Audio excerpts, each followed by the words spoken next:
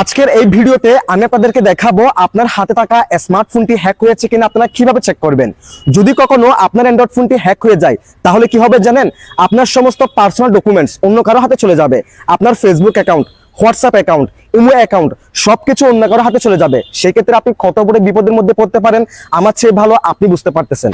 তাই আর দেরি না করে এখনই আপনার অ্যান্ড্রয়েড ফোনটি হ্যাক হয়েছে কিনা চেক করে নিন। তো চলুন কথা না বাড়িয়ে ভিডিওটা শুরু করা যাক। নিয়মিত এরকম ইম্পর্টেন্ট ভিডিও পাওয়ার জন্য আমাকে ফলো করে রাখতে পারেন, যা আপনাকে অনেক কাজে দিবে।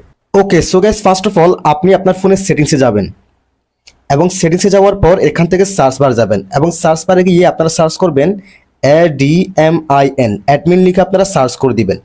দেন এখান থেকে ডিভাইস অ্যাডমিন অ্যাপস এই অপশনে ক্লিক করে দিবেন।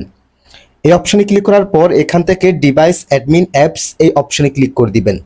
এই অপশনে ক্লিক করার পর আমার ক্ষেত্রে দেখেন এখানে ফাইন্ড মাই ডিভাইস দেখাচ্ছে, অর্থাৎ আপনার ক্ষেত্রেও যদি আমার মতো দেখায় তাহলে আপনি মনে করবেন আপনার মোবাইলটা অর্থাৎ আপনার অ্যান্ড্রয়েড ফোনটি হ্যাক হয় নাই। সো এখানে দেখেন আমার মতো এরকম না দেখিয়ে এখানে যদি অন্য কোনো অ্যাপস দেখায় তাহলে আপনি মনে করে নেবেন হ্যাকার আপনার ফোনের অ্যাক্সেস নিয়ে নিচ্ছে। ঠিক আছে, সো এভাবে আপনি চেক করতে পারেন আপনার অ্যান্ড্রয়েড ফোনটি হ্যাক হয়েছে কিনা।